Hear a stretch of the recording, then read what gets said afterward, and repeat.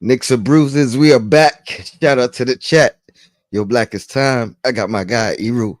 Actually, we doing a multi-stream, so shout out to the diehards out there. Yeah, we definitely on Die Hard and Knicks and Bruises today, man. Breaking news, first time, right? First time I made some breaking news. I'm Yeah. usually at work when things go down, but yeah, let's get into it. Tom Thibodeau, 3-year extension up until what 27, 28. Yeah. This is the time, man. That I mean, the way I look at it, shout out to Josh. He talked about the window. This is the window. You know what I mean? This is the window for us to make this run and win a championship. And I think not saying it can't extend past that time, but this is the window right here. Yeah. What's your thoughts, man? I think it's well deserved for sure. Yeah, absolutely. We tend to pay coaches too much. Shout out to what was his name? The cat that was in Detroit. They paid him all that money, and then Phoenix paid him too. Monty Williams. Yeah, former Nick Monty Former Nick. Williams. Yeah. They paid him all that bread to do nothing. And how many times did the Knicks do that throughout the years? You know what I'm saying? So this is like the first time where you're paying a coach for actually doing a good job, and he actually does deserve it, regardless if you don't like some of the things that he does or that he has done throughout the years and stuff like that. He does deserve, to get a nice extension. 3 years, is right there. It's kind of modest. Usually guys get 5 years. I'm surprised they didn't give him 10. The way that some of these guys go. But I mean, the Knicks always seem to do give guys just enough or just make the right move, rather than overdoing things. Think about this. We're gonna have some nicks and bruises right now because I mean there was a time where we were paying 5 coaches at one time because the turnover rate was that high. You know what I mean? And now we're talking about the first coach, and I can't even think of how long that actually fulfilled his contract. You know what I mean? And now is on a extension run. You know what I mean? So kudos to him, man. Well deserved. And you talked about it. We went through ups and downs with him. You know what I mean? For the most part, the fan base has, not everybody was happy when we brought him on. He wasn't my first choice, to be honest. I wanted the coach from Brooklyn that kind of brought that young team together, but he was my second choice, and there was guys that didn't want him at all. You know what I mean? And throughout his time here, we've heard it in the chat: fire Tibbs, fire Tibbs. It probably still won't stop, but for the most part, I think it's slowed down, and people respect what he has done and what the team has succeeded doing under him. Yeah, no doubt. Yeah, I'm trying to figure out the name of that coach, man, because I that's the coach I wanted too. He was definitely like same thing like Tom Thibodeau, hands-on kind of coach, but he just got a deal this year too. I don't know why I'm just drawing got a a blank. deal. I can't find it, man. I was thinking the Pelicans, but I think Willie Green is still there, right? Yeah, I think it's. I can't even remember, man. I think he went to.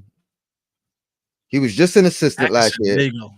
Atkinson, yes, Kenny. Thank you. Thank you guys. Shout out to the chat. Always coming through. Yo, we get old, man. I was talking to Still Knicks, freaking John. We was like, I feel like everything that we said was like, who's that guy? This, that, the other. Like 5 or 6 different things. We couldn't remember who's what. Yeah, but where's he at now? He's coaching somewhere right now. There we go. Craig says fire Tibbs. Well, it won't be for a while, buddy. But yeah, man, well deserved for sure.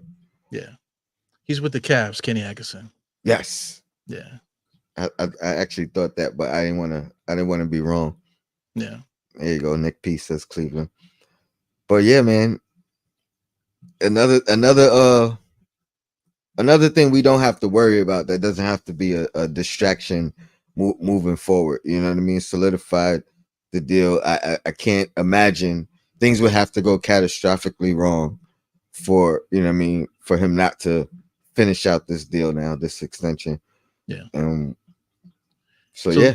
So the last coach that they, I don't know if they extended him or whatever, but he's like the second highest tenure coach now, behind Red Holtzman. So Red Holzman got his number in the rafters, man. So that's the level of that's how deep it gets when it comes to Knicks coaching. We don't usually keep coaches that long. And to be honest, like honestly, I again, I didn't want to go out and jump on a limb, but I thought he was the only one other than Red, because Van Gundy left abruptly. You know what I mean? Quit. And You gotta say he quit. That's another guy. They keep putting him on a pedestal like he did this, that, and the other. Oh, let's bring him back. But he quit on us, bro. he did. He did. He Yeah. did. He definitely did. I don't know what. Listen, to be honest though, he did quit. We have no idea what was going on internally behind the scenes. You know what I mean? Like with the Pat Riley thing, he left, but we knew why. You know what I mean? Like, and we still hated him for it. You know what I mean? Whether justifiably or not. With Van Gundy, we didn't know what was going on internally. And if we look at what has transpired after Van Gundy internally, yeah, you know what I mean? I almost give him a pass because I could only imagine what he was dealing with, considering what went on for the longest time after him. You know what I mean? Yeah. Because when he quit, like that's when the Knicks and bruises really started. Right, no doubt. But I mean, that always sits wrong with me because I mean, when things are going good, you're here, but then once you see things going bad, you just kind of just give up on the squad. I didn't really like that too much, man. I didn't really care for that because I mean, you want to go down the line, say the guys like Don Chaney, like all these guys. These are some of the guys we all had to keep paying. Don Chaney, Laney Wilkins was here, Hurt Williams, Larry Brown, Isaiah Thomas. It was so bad. Isaiah Thomas had to coach because Dolan didn't want to pay another coach. He's like, listen, man, you built this thing, now you coach. Yep, you gotta do it all. Yeah. Then after that, Mike D'Antoni, then you got Mike Woodson, you got Kurt Rambis, Dirk Fisher, Jeff Hornacek, Mike Miller's another group of guys that we had to pay. Oh man. Yep. Sheesh. That was the run right there. That was the run right there. The Fisher, Hornacek. You know what I mean? Like we was paying 5 coaches at one time. It's crazy. Because we would give guys a 5 years deal, 3-year deal, whatever it was, and fire them after one. You know what I mean? That's one of the things that when people were heavy on fire Tibbs, you know what I mean? That was one of the reasons I didn't want to fire him. Even when he maybe wasn't doing his best or the results weren't his best. But that's because we have to, at some point, we have to let these guys ride out their contracts, right? Let these guys develop, you know what I mean? Put their structure into the system. And that's what he's done. He's built the culture along with the front office, you know what I mean? Everybody on the same page. It changes things. You know what I mean? Like, and then when you do it that way, now you can give guys the full blame if things go wrong. You know what I mean? Like now the blame is warranted if things don't go as they should or as you think they should, because you giving these guys everything they need. You're giving them all the time in the world to develop, to adjust. Coaches got to adjust just like players. You know what I mean? They got to adjust to the roster that they're given. You know what I mean? They got to adjust to the change in the NBA. Too, right? You put things in proper context too, because like all this time, all these coaches that we mentioned, the only people want to talk about is Dolan this whole time, throughout that. But it has to do with the front office and everything. But Dolan gets the brunt of it when everything goes haywire. But now, like you said, like you mentioned, Leon Rose is doing this thing. Tom Thibodeau's in conjunction with them. They're working together. So now you could call this the Tom Thibodeau era. The Leon Rose era. Because this is the body work that they put together. And there's nobody in six. Like there's nobody like say like we had the other guy, Johnny Bryant. He went to Cleveland also. So there's no other person here to succeed Tom Thibodeau. So this is it. This is legit. We solidified this as Tom Thibodeau's era. So just wanted to say that. And it's not just where we've come, you know what I mean, as the Knicks organization. Like, we've come leaps and bounds from where we were internally, front office, coaching, all that. But if you look at what they're doing right now, it's all time great. You know what I mean? For the league, you know what I mean? Like, I think they're building something that's comparable I mean, we got to win, but you know what I mean. Like internally, the culture is internally comparable to Miami Heat. You know what I mean? Like comparable to Golden State to a lesser degree. You know what I mean? Like these are things that I think the rest of the league is gonna start taking notice of and giving its credit to, is due credit. Yeah. You know what I mean? So I think it's time too, because you when I mentioned teams like Utah, remember that's how we got Layden, because we were trying to steal Layden from Utah to copy what they did. You know, how many coaching tree coaches came from Popovich and stuff like that. So San this is the Antonio, first yeah, time, yeah, San Antonio connections and stuff. So I love it that Tom Thibodeau is here. With us here, but like I mentioned too, there is no connection. Only Dice K. Outside of that, you got old heads like Jalen Brunson's dad, Rick Brunson. Then you have Maurice Cheeks. So these guys are kind of like old guys here, not someone that you can necessarily pass it down to, whatever. hmm So like if we do make a coaching change, it would definitely have to be something completely new here. oh So yeah, that's yeah, interesting too. yeah. It's he's there's no more grooming. I mean, I guess if anybody's being groomed for the future, you would say it's Rick Brunson. But I don't know if he has aspirations to coach outside of coaching his son. You know what I Yo, mean? He's Rick like, Brunson I look like don't he know. own a bodega, right? Don't he look like a bodega owner? He look like an old Puerto Rican man. Every time I see him, they look like one of my cousins or something like that. Uh, Shout out to Glamour Knicks, longevity and stability. No doubt, no doubt. Absolutely, absolutely. I don't know how much you want to deep dive if you want to transition into anything else, but I mean, I just wanted to kind of break some news for once. But Yeah, right. we can keep going. Well, There's so much we to some talk about. hardworking people, man. You want to talk I've about been bits and bruises? I've been wanting to get you on back on when I made my return. So this is the first time I've been able to share the screen with you. So definitely excited about that. Appreciate that as well. No doubt. So yeah, I mean, if you want to touch on summer league or anything else that we haven't discussed personally, we Well, could jump into share that. share this. Let me see if I can share this on the screen. Uh, you can share this on the screen here. I'll put it up there. Gotta make sure our mugs there. Our mugs are good. But this is the latest center that came off the board here. You got Orlando Robinson. So I mean, Orlando's like 25 years old. He played for Miami. Basically, run the same center like everybody else. He can make a little hook shot here and there. He's mobile. He's 7 foot tall. Can rebound a little bit. He's 25 years old. The thing with him is he can shoot threes. You know what I'm Mm, saying? So this was the last center on the market that anybody would even care about any upside. This guy probably has the most upside out of any center that was taken so far, but there's nobody else. mm. So being with that being said, them signing Tom Thibodeau to an extension, does that mean that that's the end of the center hunt? Or are we done with the center hunt? What do you think about that? I, I don't. I mean, unless some trade transpires, you know what I mean. The only move that I kind of see that could happen is bringing Precious back. I know a lot of people will argue, he's not a center. You know what I mean, or I mean, but he's gonna play and do whatever he gotta do to see the court. So if he gotta play center, he's gonna play it. You know what I mean? Like obviously he's not well equipped for the bigs of the NBA, the true bigs, but small ball lineups and things of that nature. I'm not mad at it. We gotta do what we gotta do with what we got, right? Yeah, And make it work.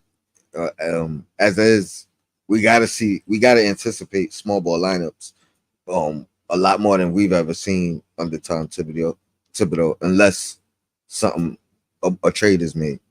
yeah, But yeah, I wouldn't mind a young guy like that. Honestly, I'm not down on and it may be out of desperation, but I'm not down on the summer league centers being third string and fourth string if need be.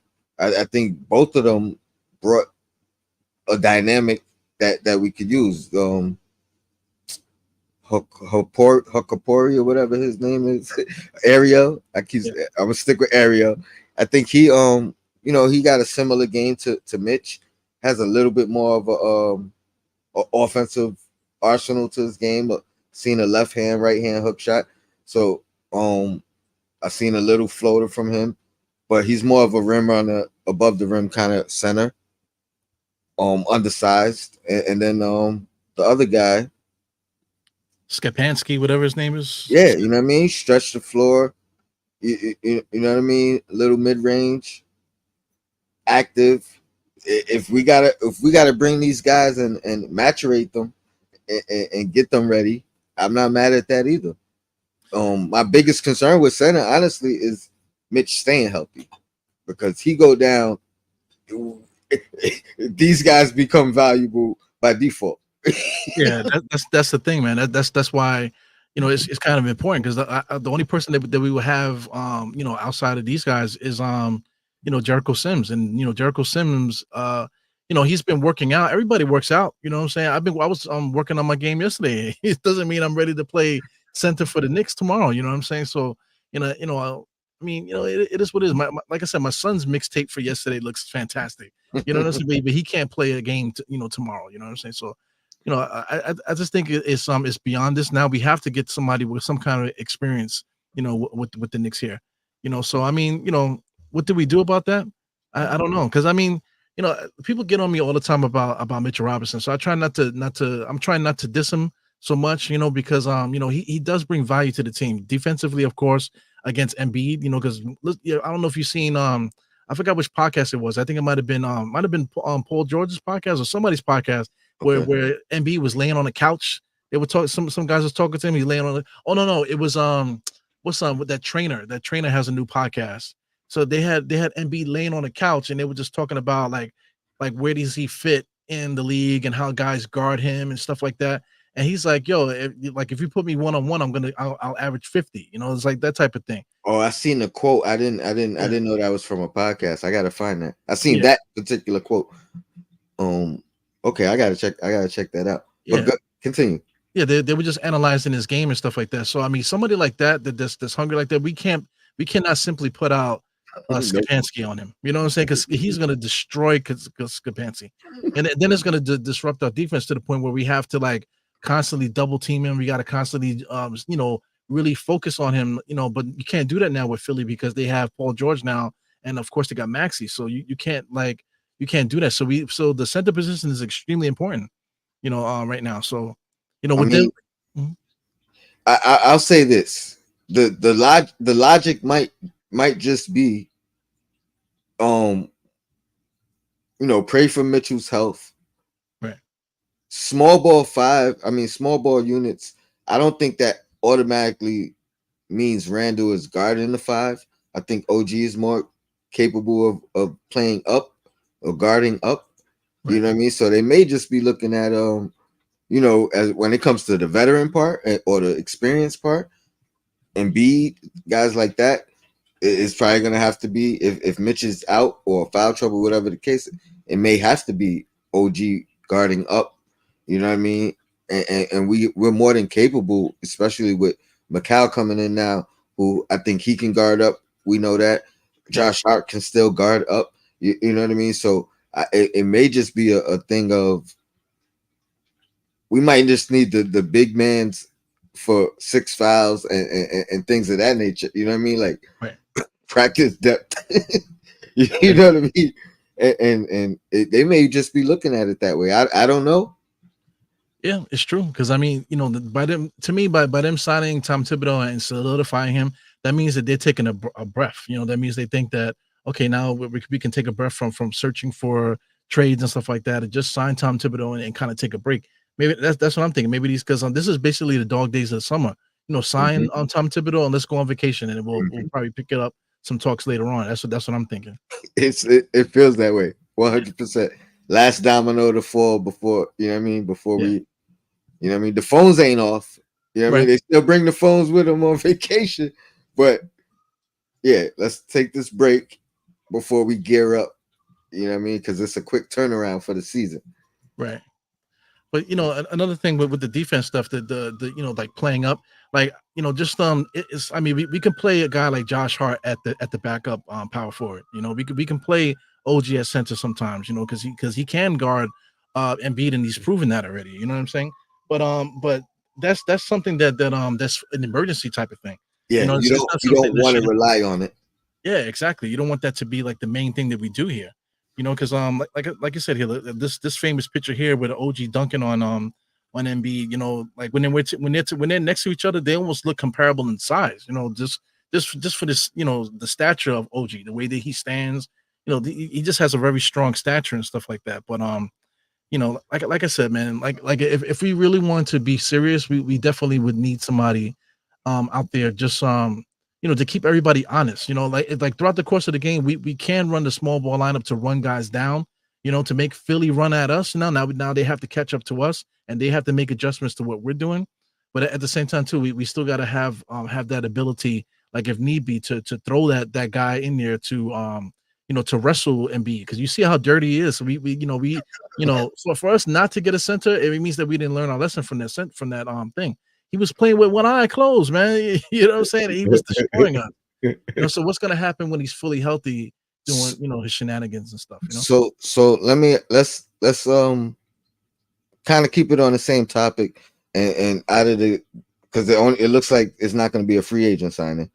I mean, it never really looked like it would be. You know what I mean? Like everything that was talked about was the trade market for the most part at that center position. Yeah.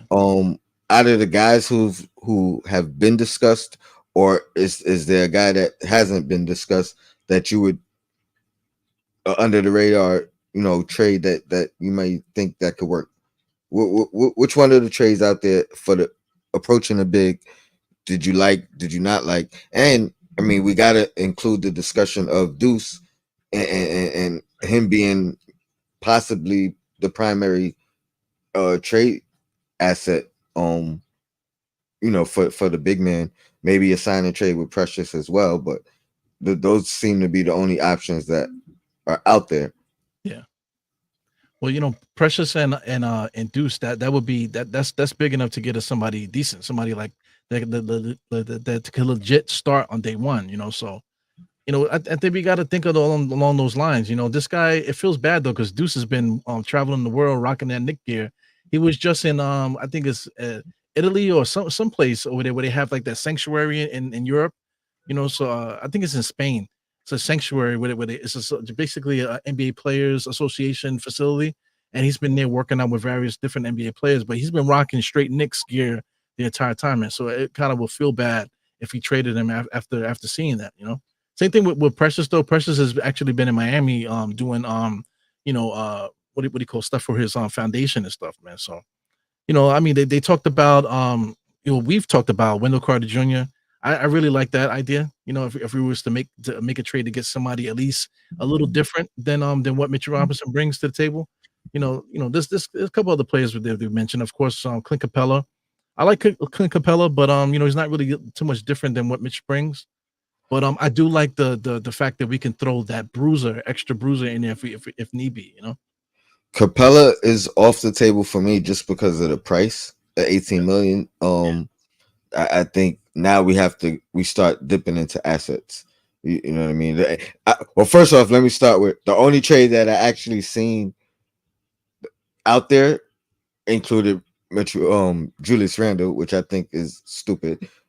So I'm not even going to address that part of it. Well, what's the player? What's the player they want to bring in? No, for Capella. Oh, for Capella, Julius Randle. That's crazy. I don't know, man. I saw Julius Randle like for a lot of different players, man. I mean, of course, the Utah situation they're looking to trade. What's money's name? Laurie Marketing. They're trying to trade him to Golden State.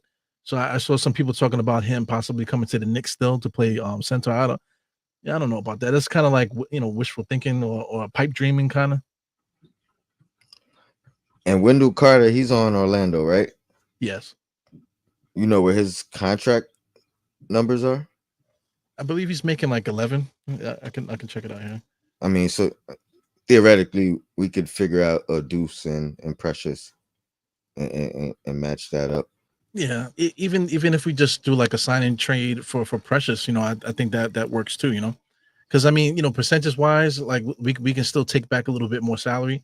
because I believe like the cap for us is like $13 million, like as far as the apron and stuff like that. Okay. And once we do that, then we basically clamp ourselves into this roster, basically. So I mean it's interesting. Yeah, I wouldn't be mad at Carter. He's definitely a guy I haven't heard that much discussion about, or I haven't seen mock trades or whatever. Um, he dealt with injuries a lot too, right? Yeah, that's the problem with him. And then that's basically the only reason why we would even be able to get somebody like him because of the injury concerns. But he makes 11 million. He'll make 11 million next year and 10 million the year after that. So Okay. Yeah, I mean, he definitely stretched the floor. Where we are now currently, with the contracts, with the aprons, are we able to sign guys waived? yes, but it would have to be like the veteran minimum kind of thing. And I think if I'm not mistaken, that mid level is now smaller now. Like we can't really give like the max minimum. Yeah, I think it's like 5, right? Yeah, something like that. Yeah, Like 5 million. because it's crazy that mid level exemption. I think is up to like how much is it now? Like, is it up to 13 the max for that? I don't know what it is now, but I remember mid level exemption used to be the max was 4. That was it. Yeah, yeah, Now yeah, the yeah, contracts yeah, are so yeah, yeah. crazy that The full mid level is like 13. Yep. sheesh, man. Dang, what was I So, doing all this time? You know what I'm saying? That's why I'm so happy my kids are getting into basketball now because I want to like I want to see if I can get me some money, man. You know what I'm saying? more players are thinking. Yeah, I don't know, man.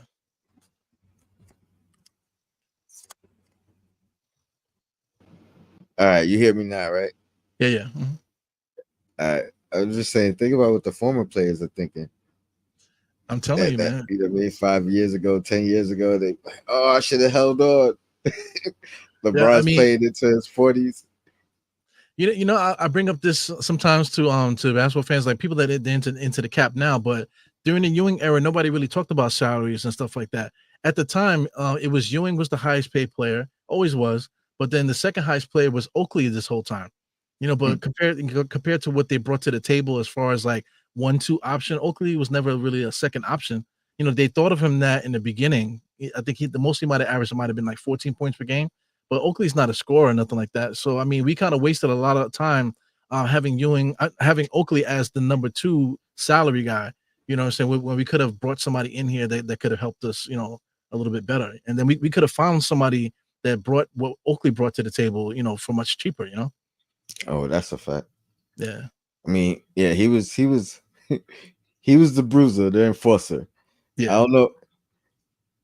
At a time where you couldn't really put a price tag on it, or nobody was paying those guys that amount of money to be an enforcer. Yeah, but it's weird though, because I mean, Ewing was making about 2. I mean, I could look it up here. I don't know if you want to like even go through all of that, but like Ewing was making like 2 million per year, and I think Oakley was making like 1 point something. So that's how every team was. Their main player made 2 something, and the second guy made like 1 point something, and then everybody else made like hundreds of thousands, that type of thing. How times have changed. Yeah, times has changed big time, man. What are you talking about? That's what I'm saying. I'm trying to get my kids out there now because my son is starting to like. I posted a video yesterday on Instagram where I'm just trying to get him to shoot straight, and he's like kind of like frustrating me a little bit because he's hooking it. And I'm like, yo, me get the arm straight. There's money to lose here. You know what I'm saying? So like, You got you gotta show him the Brunson video, for the real. Rick Brunson. You know what I mean? You want me to be like this, I'm telling you, man. or show him where he went through, and then show him what he's doing now. You see? Yeah, I'm looking at the salary. Here goes the salary here. You can see it on the left hand side. You can see Ewing actually made 3 million. Then Charles Smith made 2. Where's Oakley at? Where Oakley was down here, he 1.9. made 1.9. So I mean, the salary started to change a little bit there, but a couple years before that, I'm gonna say like 89, maybe like that. That's when let me see. Let's do this year. Just looking at the difference of salaries, just to compare, to this era. That was Say and Mark Jackson made 1, Oakley made 1. So that's crazy, man. Chump 89. change. That's his rookie year, right? That was Mark Jackson's rookie year, Yes, or sir. his second year, something like that. I don't know. But back to these. What's your thoughts on Nick Richards? He's the guy I did the least amount of research on, or knew the least about up until a couple of days ago. I started watching, watching his film, watching his highlights or whatever. I think he's a viable candidate. Reasonable price tag, right? I think about 5 million. Yeah, he's a tough player. He's also somebody that's expendable too on Charlotte's roster. That then they have guys that they can use at center. So he's somebody that we could pluck off their roster. I mean, he's prototypical, man. He's going to give you the same thing Mitch Robinson gives. With the shooting percentage 69%, people love that. 69% from the field. As far as like free throws, 73%. I like that because Mitch Robinson shoots 40% from the free throw. You What's know, the rebounds looking like? last year he gave you 8 and 9. Nine Oh, points, basically 9.7 points and 8 rebounds per game. That's per oh yeah. 26 minutes. Okay. 26. Okay. Yeah, I think he might be the best candidate out of all the guys. I think that like I think with the Utah kid Oh, when what's his name? Kessler, I think he's more about upside than right now. Even though he does block shots at a tremendous rate, he is a solidified 7-footer for sure. You know what I mean? Like I just like this guy's activity, mobility a little bit more. You know what I mean? Like if he, I don't know how Kessler is when he's drawn out the paint. Right. You know what I mean? I think Richards looks to be a little bit more mobile to be able to guard outside the paint, hedge and recover and things like that. Yeah. As far as block shots, Kessler is the better shot blocker though. He averages like 2.4 and basically the same minutes, like 23 minutes per game. He's giving you 2.4 blocks. That's crazy, man. Yeah, he's one of the best in the league. Yeah. For sure. And Tibbs values that. I don't think we're done though. I do think we do get a more established center on this roster. We have to, man. We have to, Yeah. just because of Mitchell Robinson's availability. You know what I mean? Like if we knew Mitchell Robinson could play 82 games plus, you know what I mean, plus the playoffs, I don't think it would be as concerning. But this is our most glaring hole. I mean, this might be our only hole. Yeah, we got a tough team, man. I mean, I think about it. I mean, just a Knicks fan, you think about it every day. When I was a kid, like you get the basketball cards and you sleep with the cards and all kind of stuff. I'm almost at that level, man. As excitement as I have for this season, man. So And I didn't think I could be more excited than I was last year. I'm trying to tell you, last year I was pretty didn't exciting. I didn't think I could get more excited than I was last year. And here I am, more excited. You know what I mean? Like just anticipating the start. Right. Yeah, so it comes down to the players. Julius is getting into work, and you see the videos. He's already, somebody posted a video of him working out. He looks fantastic. The hair is coming back. He tried to do the fade thing for a little while. Now the hair is growing back. So, they saying that he's ahead of schedule as far as the strength in the shoulder and stuff. It's amazing, man. OG. We got to see what OG is if he's going to be ready. Just if everybody's ready on day one in training camp, the Knicks I think gonna tear through the league from the jump. I think. Because the only player that we have to assimilate it will be Mikal. Yeah, Mikal. Yeah. And what do you see? What do you see his? Do you think they ease him into a role, or is his role going to be somewhat definitive? How do you see his transition into this team going?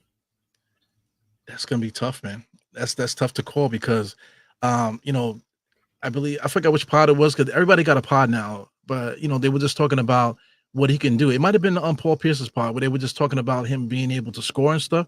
So he never really thought about it. He said he never thought about scoring. He just always thought about making the right move, right play and stuff like that. But when he got to the Brooklyn, he basically was like, okay, well, yeah, I can actually do this. And then And if you look at the stats are pretty crazy when he got to Brooklyn. I think he was getting like 26 per game.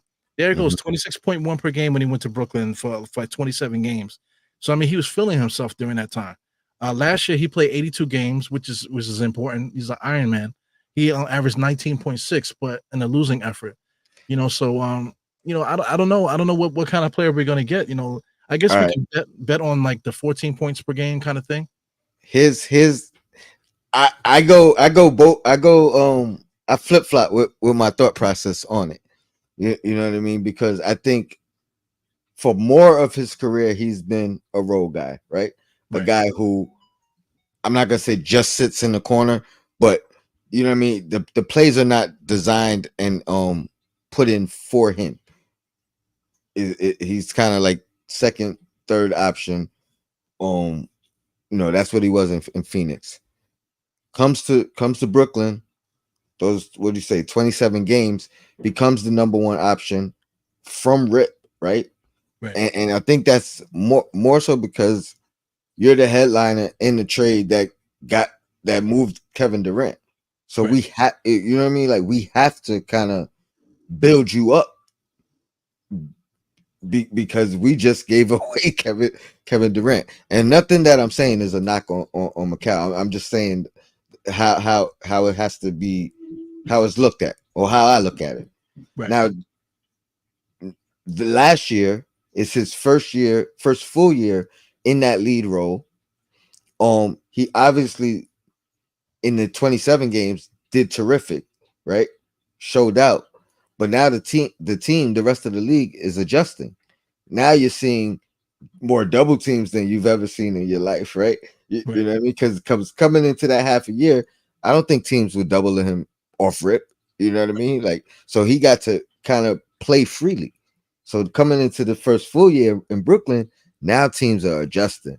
Now we know you're the focal point. Now we're gonna make it difficult for you. Now we don't want the ball in your hands as much. Now you're gonna take. Now you're getting shots overly contested. You know what I mean? If not double team, it's definitely a contested shot. So everything is changing for you. So yeah, it's going to be more difficult because the rest of the league adjusted, and now it's your turn to adjust. Now you coming here, we don't know. You know what I mean? Like at the very least, everything gets easier for Mikal now. yeah, Everything gets easier for Brunson now. Everything gets easier for OG. Everything is easier for Randle. No, everything is going to be one on one in the sense that I'm not saying like isolation one on one, but everything's gonna be single man the defense. right. So now if you're playing the way you should and making the right plays, you're gonna get easy shots every time. Yeah. One thing I got to say about the whole thing is that looking at percentages, regardless of usage, his percentages are still fantastic straight across the board. Mm. So whatever he does, he's always going to make the right play, always going to take high percentage shots. And he's just fantastic. I mean, you can see it on the screen there. The year that he got to 26, like I said, the double teams weren't quite there yet because he just started doing that. But he still was giving you 89% from the free throw line, 37% from the three, 47% from the field, altogether. So I mean, that's incredible. Last year, even in a losing effort, the percentage went down to 43, still 37% from the field. Free throw percentage still up at 81, so I mean the guy still produces regardless of what his role is, man. But it is definitely gonna be interesting. Do you think he would have ego at all, coming from Brooklyn? I, No? I I don't I don't, especially playing with his former teammates from Villanova. But that aside, he already has a relationship with OG Anunoby, from his Phoenix days. They've developed some type of friendship when he was in Phoenix and OG was in Toronto. He spoke on that on one of his podcast appearances. So I don't think so. I don't think so. I think the biggest adjustments for anybody is we've heard OG wanting a bigger role. Like that was one of the things in Toronto. You know what I mean? And coming here Absolutely. now he's signed for his big money. I don't know if he gets a bigger role. You know what I mean? The money might have had to what do you call substitute for whatever role you wanted. So like but he never seemed like a guy who's gonna be an issue with his role. You know what I mean? Like we heard Right. the reports out of Toronto, but they weren't like strong reports. It wasn't like, oh, this is why he wants to leave. It just said that he wants to expand his game, expand his role. So to me, I think everybody is going to get a slight chance to expand their role, but at the same time, everybody's going to be under the biggest sacrifice that they've ever had to do in their careers. The great thing is every single guy on this team has been a role player. You know what I mean? Like nobody on this team has started their career as the guy, number one option on their team. You know what I mean? Everybody had an opportunity to get it, other than OG. You know what I mean? And that's what I'm talking about. He's the only one that never had the opportunity. Mikal's had the opportunity. Brunson's had the opportunity. Randle's had the opportunity. You know what I mean? Like, and they've all come from a lesser role prior to. So they built their way into number one options. So that's the great thing about this roster. OG's the only one that never had that shot to be, you know what I mean? Well, let's see how the team runs with me as the lead dog.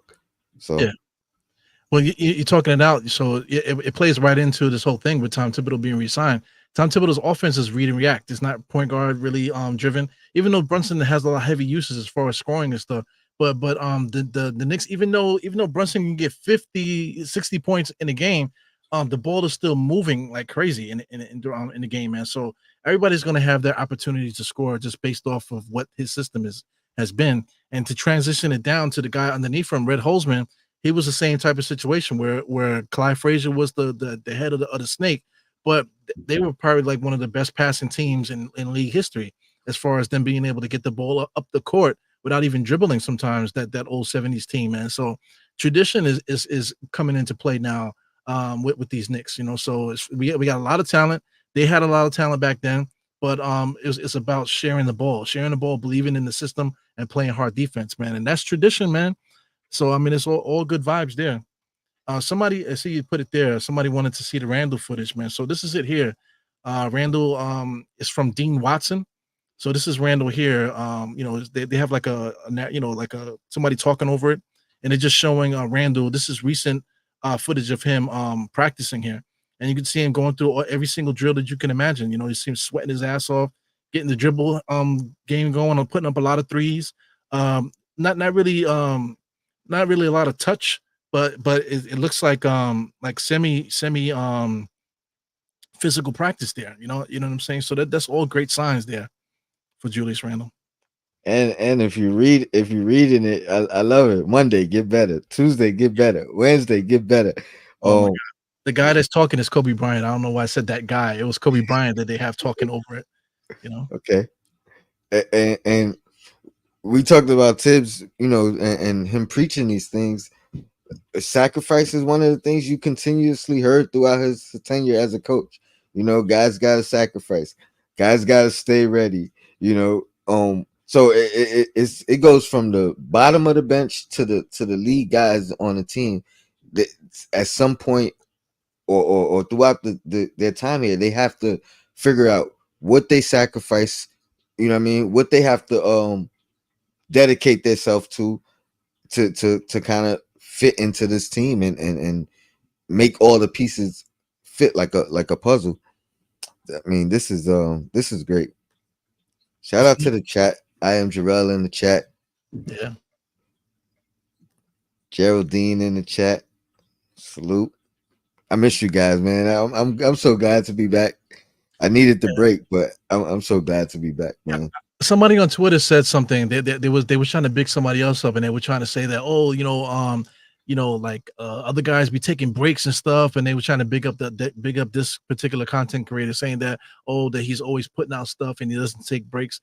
Yo, bro, man, this is not network television, bro. You know what I'm saying? It's not like we getting paid like weekly to put out content. We put out content whenever we can. this guy, Tony Crow, just texted me. I was thinking about it, but I got to pick up my kids in a few. But he texted me, yo, man, yo, you see the news? And he's like, yo, you want to go live? I'm like, all right, bet, let's do it. So we literally thought about doing this at like around like what 2:30, Yeah, something like that. You know, you were driving as you were doing that, man. So I mean, this is what it is, man. We put up this content because we love it, man. So you know, just for us to like, it takes a lot just for us to get together to make this stuff happen, man. So you know, just you know, definitely appreciate everybody coming in the chat, man. But you know, just bear with people, man. You know, Tony going through stuff. You know, Sim, the Godfather Sim has been consistent since 2017, and people were getting on him for taking some time off. Like he hasn't since Sim hasn't taken time off since 2017, right? no, nope. Oh man, so that's incredible, man. But you know, life happens sometimes, man. You got That's, to give that's people grace, you know. that's right. And I mean, this is a pivotal time in my life, my daughter's life, graduating high school, transitioning into college, 18th birthday. She, you know what I mean. So she a woman. I can't argue with her. You know what I mean. But Yeah, so now it's about guidance. It's not about do as I say as much. You know what I mean. yeah. Um, I'm quite dri- sure you probably need driving to for hold the something first too, right? time. Say that again. I'm quite sure you probably need to hold something too, right? Oh, Because oh, all the money that's coming out your pockets probably for this whole thing. the I ain't gonna put it on blast, but I had a significant. I ain't even gonna put it on blast, but yes, this wasn't a cheap time. You know what I mean? So No doubt, no doubt. believe me, I wanted to do some pods just to see if I could generate an extra 15-20 bucks. You know, at Yeah. times because things was flying. Yo, Yeah, not for nothing. That YouTube money when they hit the account is like, woo, man, right? It's not much, but when they do hit the account, you're like, oh snap. perfect timing. Yeah, yeah, Perfect timing. So yeah, yeah. But I just miss talking about the Knicks, man. yeah, I no doubt. and so much was going on. That was the other part. Like things was happening, and I couldn't. I ain't have time to just. I should have just did a little 2 minute, 3 minute thing, to, just to voice my opinion. But it's great. I was built up with a lot of things to let out and express, and I'm getting them out now. So Yeah, I didn't even get to ask you if you had time because you know when it comes down to these pods, like a lot of people don't know too. Once we hit end the pod, that's when the pod really starts because we end up doing sometimes an hour after just talking amongst each other and stuff, man. yeah, yeah. All lost content. You know Yeah, what I mean? Like some of our greatest thoughts come right after we ended talking. You know what I mean? Oh man. yeah. Okay, so somebody just posted this in the chat here. I see Mr. Realistic. So let me slide this on over here. Ian Bagley is saying that the Knicks signed that Mark Bryant is joining the Knicks as an assistant coach. So you remember who Mark Bryant is? Mm-mm. Is that Johnny Bryan's brother? His father, maybe. I don't know. That's a good question. Let me see if I can get a picture of Mark. Mark Bryant, he's one of those hammers that used to come off the bench back in the days. Mm. Uh, Big man coach. yeah. Big man coach. You know what that might mean? That might mean some of our bigs is gonna need some development, some, some instant results. Yeah. Yeah, but not for nothing. Mark Bryant was pretty trash back in the days, man. I don't know if you remember him back in the days, Mark Bryant. I actually I do remember from the pictures. I remember. Yeah, You see him there? for some reason I just remember him giving hard fouls. I That's don't know. I basically don't know. all he did. I don't know. Oh, that's accurate. Okay. Yeah. But you know, if you can't play, sometimes you're the coach. You can be a coach, you know. So, you know, respect to him. This also solidifies Tom Thibodeau's thing here because now he got his guys there. He got Rick Brunson there. He got Mo Cheeks now, and then Mark Bryant is basically replacing you know, Johnny Bryant. You know, so covered And all bases. You know. they say he's viewed as one of the top big man coaches in the NBA. I don't like it could only mean a few things, right? Developing Mitch a little bit more, developing Sims Mhm. a little bit or a lot, whatever the case, and then developing, some of these summer league guys, whether they get a shot or not. You know what I mean? Like that's what it sounds like to me. Yeah. Well, he's got to be better than this guy, Othello Harrington. I can't stand Othello Harrington, man. The guy is like, it's like he's chewing like, how much gum does he have in his mouth, man? That dude, every time you see him in summer league, he's sitting on the bench. You know what I'm saying? So I mean, and then also like we've been to like shoot arounds like before games, and like Othello Harrington's usually working with Mitch Robinson, and it's usually like a horrible session. I don't know what they're working on, you know. So hopefully Mark Bryant could take over that, and we can really get to the business, you know, get to business, teach these guys something that they could actually use in the game, you know, and work on those type of things, you know. And experience is the best teacher. You know what I mean? So if you could transition that or transfer that, pass that on, Yeah. that always helps. You know, Jarrell makes a big point. Guys that suck, you know, pause. You know, they used to getting their ass bust, so they know how the moves work. You know, those moves do definitely work because they used to do that to me all day long. You know what I'm saying? So, jeez, he was terrible, man. Hey, oh man, you made me lose my train of thought. Train of thought with that. But yeah, shout out to Mr. Realistic for pointing that. That's what I was actually gonna say. Let me actually put Mr. Realistic up there. Yeah. For The breaking pointing news. that breaking the news. And look, we broke. I never break news, and I just broke two things in one session. So appreciate that. Awesome. Oh man. So yeah, man, we got the coaching staff locked up, solidified. What do you think of the news of the Knicks and Randle mutually not not wanting to discuss extension right now? I think that's, to me, that is just, it just sounds like Julius to me. You know, I feel like Julius just does things the way that he wants to do it. Like, you know, and also too, like, even when he signed, he kind of took less money on that contract that he signed, also because he could have signed for more. You know, Mm-hmm. because I think he was you know, he could have gotten like 40 something million, but he Mm-hmm. settled and he got like 30 something. You know, Mm-hmm. in the little extension that he did. So he's been he's proven like time and time again that he's about the team, you know, Mm-hmm. about building, and he's about winning. And you know, he's just proven time and time again he's a family man. People keep getting on him about being a family man, that nobody likes him on the team. He doesn't have any friends. I was arguing with somebody the other day about that. Oh, he doesn't have no friends in the team. I said, since when you gotta have a friend on the team in order for things to work? Like, you don't need to have friends at work in order to work. You know, like, you just go to work and do your job, right?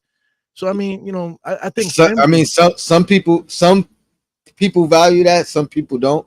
I am definitely. I've always been a separator of work and friendship. I don't really try to make friends at work. If I have a friend that I work with, you know what I mean. I even try to separate that as much as possible as well. Yeah. You know what I mean. But yeah, some people, I've had family members. My cousin, shout out to um you know, he lost the job before that we both worked at. I go and talk to the supervisor, or the head manager, and ask, you know, what happened.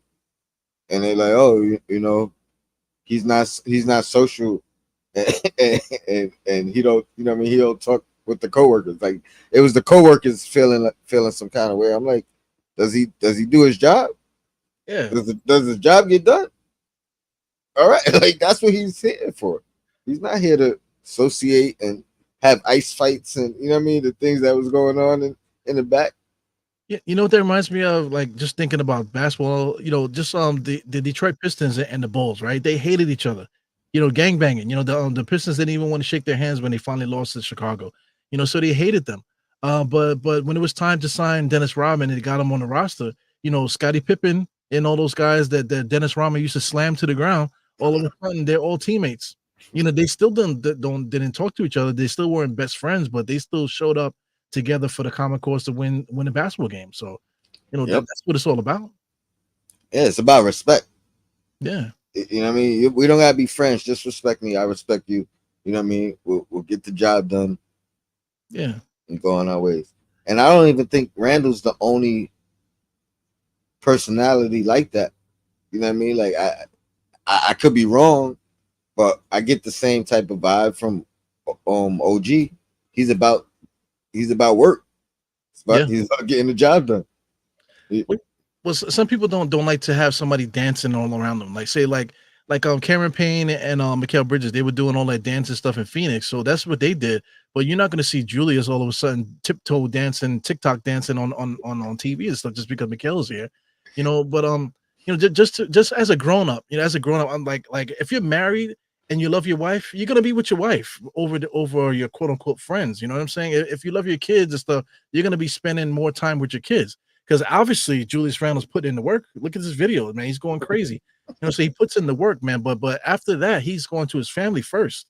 Friends after. You know what I'm saying? So I mean, I totally get that. Because I mean, look at that. Like you have things going on in your life. So what comes first before other stuff? Your family's first always.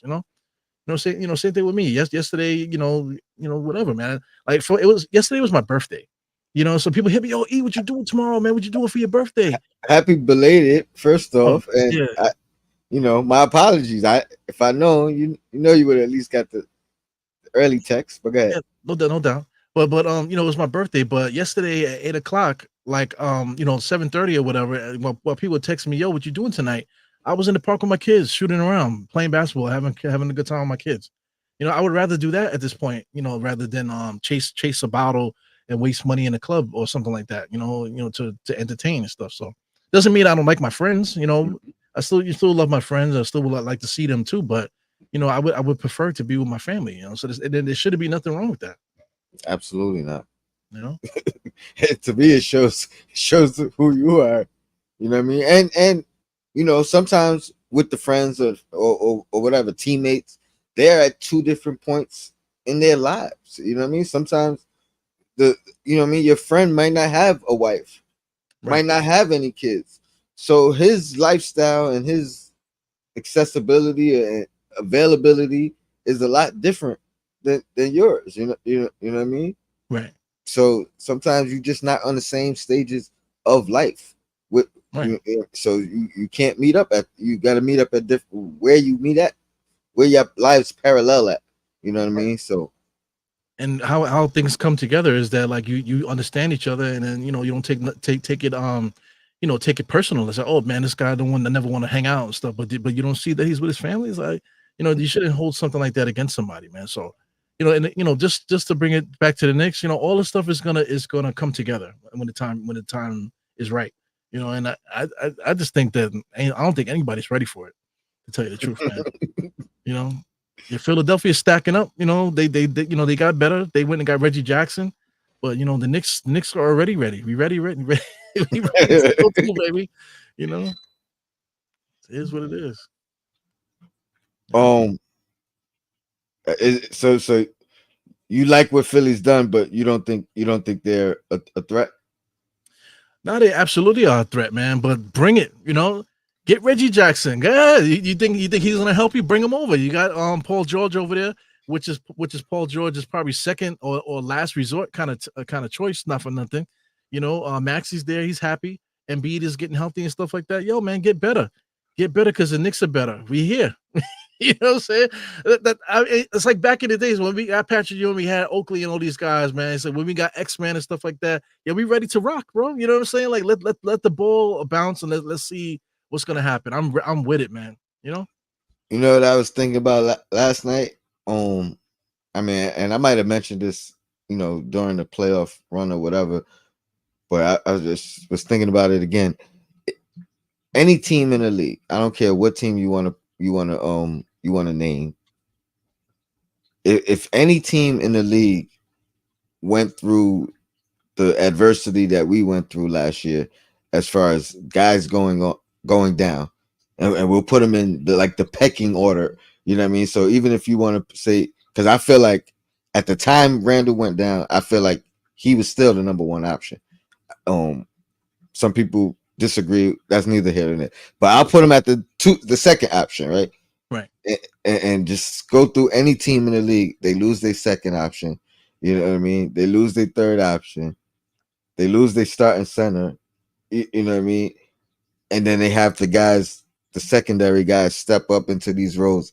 How many of them would have How far would any other team have went? You know what I mean? Whether it be Denver, Philly, whoever you want to name, Boston. You know what I mean? I don't think anybody makes it past the first round. Talk about it. Let alone. I mean, me and Queen was talking about this the other day. This team crawled to 50 wins. You know what I mean? Like we wasn't in that January stride and that leading into the 50 wins. We fought and struggled and clawed our way to 50 wins. You know what I mean? And then went on that playoff run that we went on. I don't think any team in the league would have had the coaching, you know what I mean, with Tibbs' mentality of next man up. We heard that half the year going into the playoffs. Next man up, next man up, next man up. Different situations, you know what I mean? Different circumstances, different guys, but next man up. I don't think any team would have made it that far. Would have had the structure, the personnel, the coaching, you know what I mean, the wherewithal to just keep fighting, keep building. Yeah, speak on it, man. Because I mean, if Philly lost Maxey, because that's basically what the Knicks lost Julius. If they lost Maxey, they would have been done.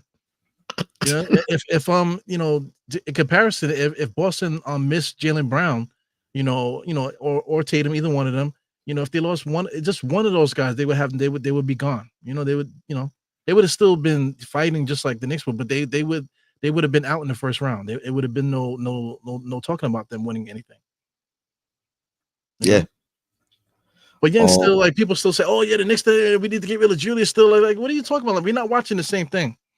We're just not watching the same stuff, man. So I don't get it. Shout out to Walter White. He said Julius wants the max. I actually was gonna come out on record and say I wouldn't be surprised if he, excuse me, really leaves money on the table come the end of the season. And I say that to say, everybody references, Brunson leaving the money on the table. You mentioned Randle leaving the money on the table prior to, and in actuality, they didn't. You know what I mean? They took the money that was available Right now. You know what I mean? As opposed to you know what I mean, waiting the year where more money would have been available. So with Randle not extending now and potentially opting out next year, that big money is going to be available. You know what I mean? Like that'll be so I wouldn't be surprised if he takes less than the max when the time comes and literally leaves that money on the table. You know what I mean? As opposed to the early extension, which obviously is not going to happen. So that's my hot take. You know what I mean? I wouldn't be surprised if he still, opts out and then takes less than the full max, which would essentially be leaving that money on the table. But I also wouldn't be surprised if he's not respected for it. And I say that in a sense of some fans still saying he took too much or he's not worth whatever that dollar amount is. right Because if it's 4 for 156 now, and there's some fans that think that's too much. right If he's eligible for 4 for 200 and then he takes the 156, they still gonna be mad. You know what I mean? Like, right. I wouldn't be surprised if Julius just takes it to the end and then just does like a 2-for-1 contract. Just like yeah, just to help the Knicks continue to win. I wouldn't even be surprised if he did that. Same thing with Brunson. Later on down the line, I wouldn't be surprised because these guys they're going to be up in age. They're going to be in their 30s by that point. So like I said, I wouldn't be surprised if he did that too, just to continue to help the Knicks win. absolutely. Yeah. But, I don't know. You got anything else on the docket? I'm good though. I'm free, so we could rock out as long as you want. No, I'm pretty good too. But well, what's going on here? I'm just looking to see if anything else popped up here. So they're just connecting the dots with Brian. So Brian and Mo Cheeks also they coached together in OKC. So Okay. just some different connections and stuff. How we used to guard Steven Adams in the post during drills and that type of thing. So Mm. I guess he never gets tired of getting his ass bust. I guess. But I mean, it's a good look, man. The Knicks solidifying the coaching staff right now with Tom Thibodeau and also Mark Bryant now. And then even though we're talking about all this, man, we still need to get this center situations satisfied. we, we So we do. yeah. Who's your top choice? I think I'm rocking with Richards. If out of the guys we discussed, I do like your Wendell Carter reference. Yeah. I might put him. It's tough to put him second just because of the availability. Yeah. You know what I mean? Like that's why I'm not on Time Lord, because I wouldn't mind him either. Right? Well, Robert Williams, Right. former Celtic. Um, I don't know, man. We got to get somebody, I think, but I don't think like if we don't get anybody, I wouldn't be mad about that either because we're gonna have to play a lot of small ball this year. Julius will probably play a lot of center. Like you said, even OG might play center sometimes. Because of the defensive matchups and stuff, man. So I think we'll be fine if we don't do anything. But just to keep ourselves available, just in case something does come out there, I think that's important too because leading into the trade deadline with the current roster the way that it is, we still have a roster spot open to fool around with, and then we could contemplate making that trade for like a Deuce and sign a trade with this guy and that guy to get that next player, man. So you never know who becomes available. So maybe that's what the Knicks are thinking. Maybe they're thinking that we could just go into the season as is, maybe pick up somebody that we can easily cut or just or doesn't really matter, like that type of thing, 1 year deal kind of thing. and what's your thoughts on Precious bringing him back? Yeah, yes or no? uh right now, if it's not for something like a sign and trade kind of thing, I wouldn't mind just letting him walk. I wouldn't mind letting him walk because I kind of like Bates Diop. You Okay. know, yeah, I like him as the backup, true backup power forward kind of thing. I kind of like him in that role. Um, I'm not mad if he walks. Mhm. My only question mark is if he waited for the Knicks. You know what I Right, mean? And because obviously the market's dried out. You know what I mean? I don't know if he had anything on the table early. You know what I right. mean? So, and I doubt as a player you wait on a team without some type of back end guarantee. You know what I mean? Right. So So that's my only like question mark on like we didn't hear him getting no offers, no, you know what I mean, talks, no nothing. And I right. don't think he's bad of a player to where that would be the case. Yeah. You know what I mean? So Yeah, I, that's I a big feel point like there, I man. feel like he'll be back if even if it's not in that sign and trade capacity. Um Yeah, I agree with that, man. That's definitely a big point because if he was waiting for the Knicks and the Knicks don't do nothing with him, this is bad karma there. So mhm. maybe they did promise and say, listen, man, maybe they will offer him the mid level just to just because we have it. It's only gonna Yep. be like 4 million, something like that, 3 to 4 million, whatever it is. So maybe they sign him to that just to get him on a contract, to make just to make Yeah. up for making him for letting him wait. hmm Yeah, Yeah, because that's if there's one thing this front office this front office has done is kind of take care of their players. You know yeah, what I mean? Even on the way out the door, you know what I mean? We sent Obi to a good situation. You know what I mean? Um, I don't Shake remember Milton. where. Yeah, Shake Milton. You know what I mean? Like Yeah, everything they've done is been with. It's like that agent mentality. You know what I mean? Like yes, Leon Rose is taking care of the player as well as doing what's right for the organization. You know what I mean? Like he's doing a dual role. You know what I mean? yeah, I don't know if he didn't come from that background. if that's the philosophy or mindset that he has. You know what I mean? So I think Yeah. it's always taking care of the player, even in the exit, even in when things aren't on the up and up. We're gonna do what's right for both of us. Yeah, as an agent, you have to think about the relationship. Yeah, of course, everybody wants to get paid, but it's more important to worry Hmm. about the relationship. You know. Yeah, we might need you back here one day. You know what I mean? We might, you know what I mean? Yeah. Whatever it is, we don't need you going to whatever team it is with. I'm not gonna say dirt, but a negative energy that you could share and spread. You want to be like, hey, things didn't work out with them, but you know what? At the end, they did such and such and such, which allowed me to be here. You know what I mean? They sent me here. Um, you know what I mean? They got me. They signed me and traded me. So I got that last year. I got that guaranteed contract instead of me trying to figure out where I'm gonna go. You know what I mean? So whatever it is, but it seems like they take care of guys Well, you even never know even on the too. back end. Pause. You never know. Yeah, definitely pause that. But like you never know where guys are going to be at later on down the line too. Say like the GM of the Nets was drafted by the Knicks. You know what I'm saying? So what if the Knicks screwed them over years ago, screwed him over, and then now he's a GM of the Nets now. So he can now he can play a part in making sure the Knicks don't get somebody. You know what I'm trying to say? Yeah, So like absolutely. you do right by a player, they'll never forget it. Especially in this game, the way the world goes now, man. You do something to help somebody, then later on that could you can what do you call harvest that later, you know. So it's Speak, important.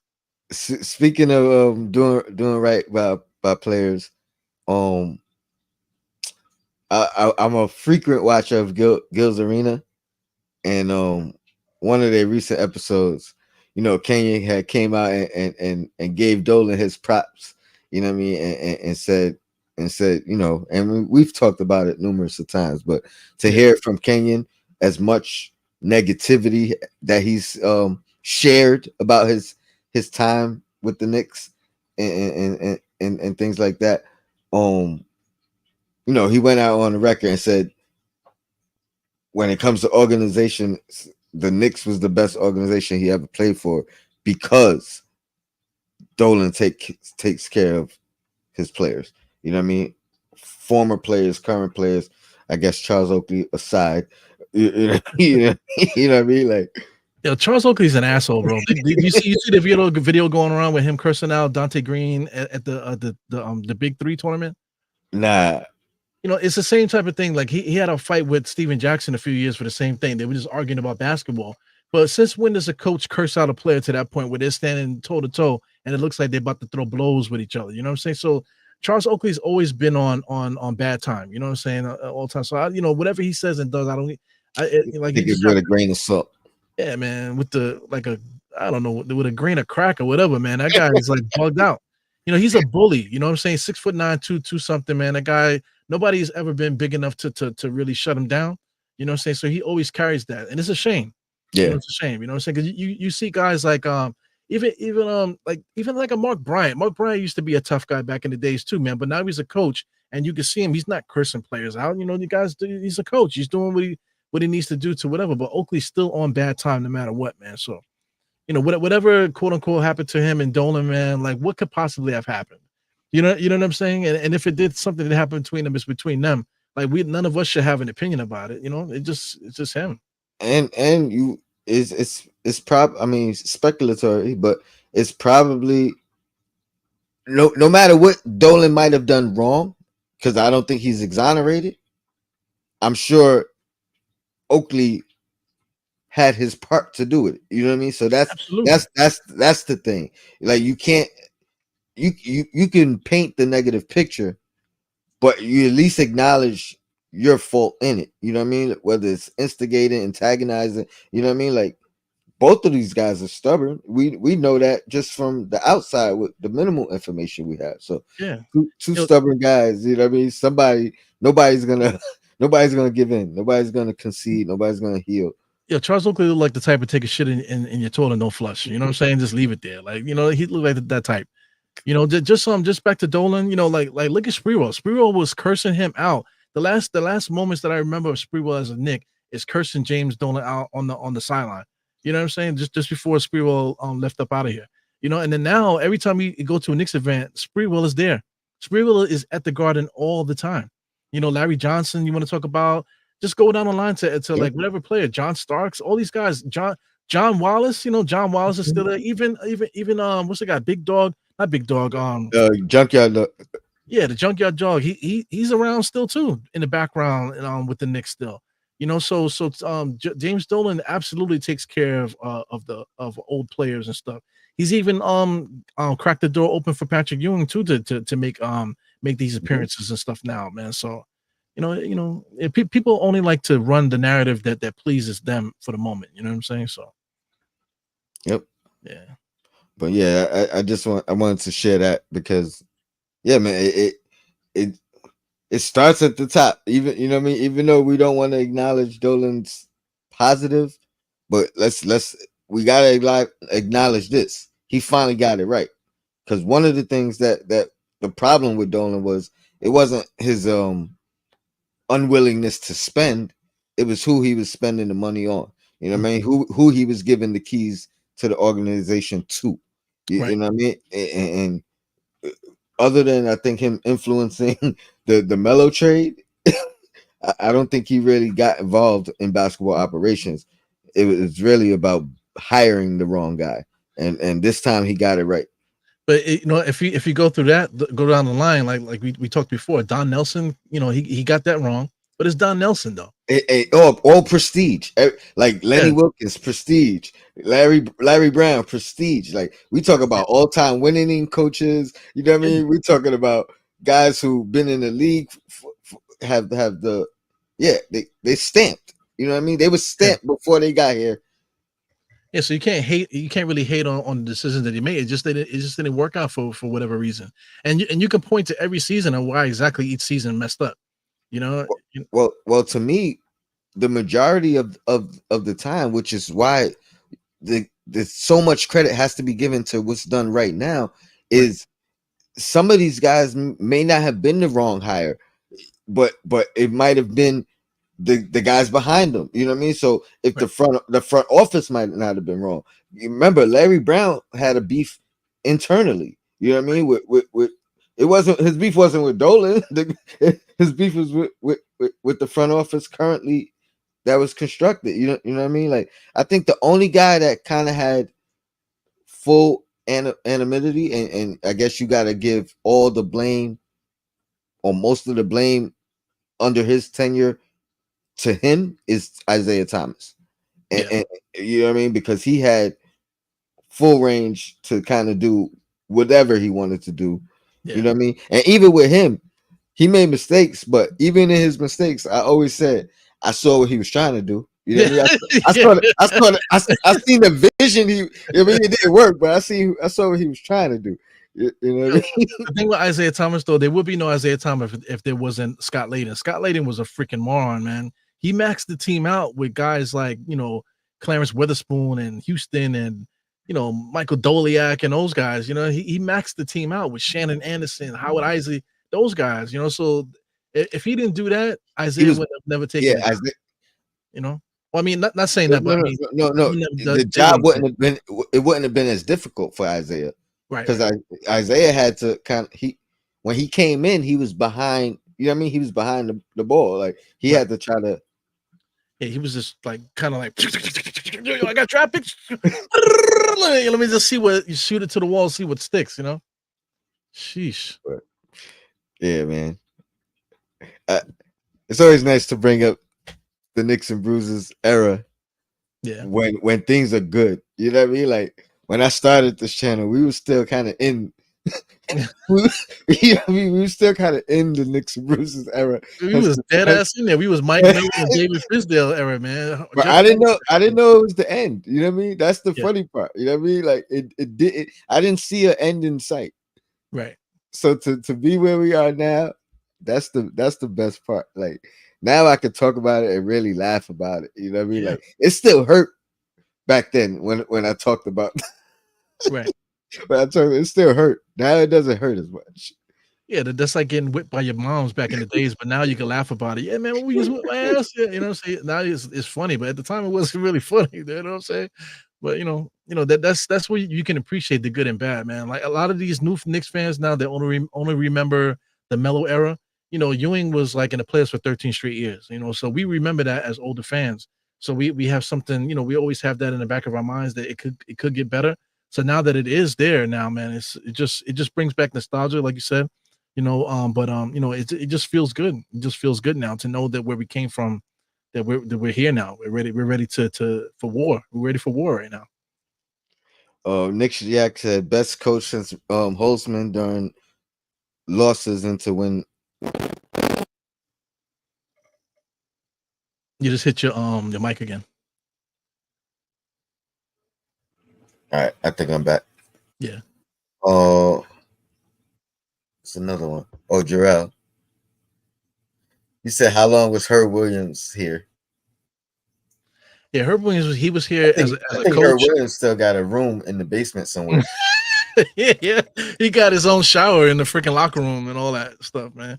But he also was a coach for the Liberty too, for not for the Liberty, the G League and the Liberty too. I think he coached the Liberty too, if I'm not mistaken. Herb has been here for a minute, man. Yeah. All right, but yeah, man, I appreciate you, Eru, man. This was a great show. We Yeah. we've been talking about getting back on and doing something together, and I think it came out great. I mean, it always comes out great, man. This is MBK. We've been doing this for a minute, man. So we don't need much time to prepare anything. Everything we just make it happen. That's what we do. That's true. And again, shout out to you, man, because 9 times out of 10, I call you or I send you a invite. Sometimes I don't even call you. I just randomly email you an invite and you pop on. So I always appreciate your your presence. And when you can't, you always let me know you can't. So yeah, man, whenever you need me, man, just reach out. If I'm available, I will always jump on with you. Yeah, no doubt. I probably won't hit you up though, because I'm I I'm was always I was flying to the seat of my listen pants, man, with listen. this stuff. I was just about to say you probably won't. I can tell you that right now, you know what I mean. And then 15 minutes, you might just do a show. I'm like, Yeah. yo, he was on. I just told him. I'm telling you, I'm bugged. The way things go, I mean, like people don't believe it. Like you're talking about friends and stuff that you have. Like I have a lot of friends that don't talk to me because they think that I'm doing stuff to them. I'm not doing. I'm like legit. This is what's happening. You know what I'm saying? If you don't believe it, you don't believe it. You know what I'm saying? I'm happy that I'm married to the lady that I'm married to because this like a lot of stuff that other women didn't want to deal with. You know what I'm saying? Just dealing with the job that I have. She's understanding, man. So it is. It is what it is with that stuff, man. I don't do it on purpose. Because I can hit up all you guys. John is in the chat now. We got Ron is there too. We got I'm Jarrell. I can hit up all you guys to jump on at any time. But sometimes it just don't work that way. Like I have to do it now. Yeah, I can't wait a few minutes later. I just only have that little pocket of life to do something. So it is what And it is. you know what? It's inspiring to me, man, because I'll be sitting here instead of getting on and doing something by myself. You know what I mean? I'll be sitting here like, man, I should have. I wish I did. You know what I mean? So Yeah. I got to get that courage still to just jump on it and get my independent views. But like again, that's why I appreciate you, man. Yes, Ron said we all call Euro. Yeah, man. I'm like the substitute teacher for all the pods, man. Whenever you guys need me, if I'm free, I'm always down to talk some Knicks, man. Always. Oh, that's what I need to do. I need to do a nickname show for all the MBK content creators. My past couple of shows I've been calling the nicknames with, the Wingstop nickname for OG and Mikal, and got Tyler the Creator. I'm working on a couple new ones. Yeah. While we in this off season, this dull moment, I can't anticipate any more breaking news, in the next couple weeks or so. So You never know, man. All this breaking news is good for content, though. I know that. Always got that's something to talk about. that's a fact. Anything you want to close us out with? No, just Knick-Knack. I got Knick-Knack banned on my channel, man, because he likes to talk too much ish when I mention a certain player, man. So good to see Knick-Knack there, because he's not on my channel. He's definitely on Tony's channel right now. It's got to be a shout out. I was gonna say, well, I mean, I'm glad he's happy he gets to see you. if he's if he's not about, and I'm glad you came in my channel. So Pause, yeah. Keep and keep keep it clean, and you can stay. You're welcome. Okay. I'm gonna close this out with some J Boogie. You know what I mean? Now that I know how to play his music, I've been late to the party. We're gonna close out with the J Boogie track. Let's go.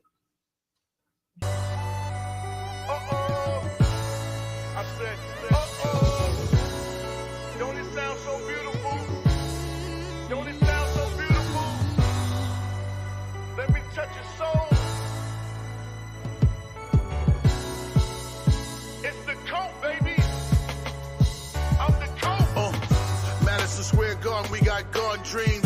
I'm the coat that means Knicks over all teams. A lot of teams behind the wheel this year, they getting slumped. Miss Maryland already told me put them in the trunk. The city look like a movie called It Can't Touch Us. Don't you wish you had a Tony loading up the buses? The road squad, the travel squad, the Knicks squad. That floor seat with Fat Joe, that's a terror squad. The Knick jerseys with the Tim boots. The headband, tell them that the dude's loose. This goes out to all the real loyal Knick fans. The pain felt before JR was the sixth man. The LJ go-to part the headband. The game winner, the smoothest Allen Houston. They say I give a sermon like a church man. I need my money like James, let my dough land. The 4-7 broke Bernard means I'm on fire. The same day Candace announced she retired. Still hate? My flow just stay tighter. I'm Fred Katz on beats, the Knicks staff writer. On game nights, New York City with the bright lights. My energy, Josh Hart, I got the mic and ice.